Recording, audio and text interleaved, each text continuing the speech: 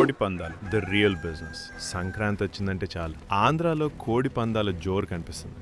కానీ ఇది కేవలం వినోదం మాత్రమే కాదు, దీని వెనుక కోట్లాది రూపాయల బిజినెస్ దాగుంది. అసలు ఒక పందెం కోడిని ఎలా తయారు చేస్తారో తెలుసా? ఒక సాదా సీదా కోడి పుంజును యోధుడిగా మార్చడానికి కొన్ని నెలల కఠినమైన శిక్షణ అవసరం. వీటికిచ్చే ఆహారం మనుషుల కంటే ఖరీదైనది. బాదం, పిస్తా, జీడిపప్పు, ఉడికించిన గుడ్లు, అంతేనా?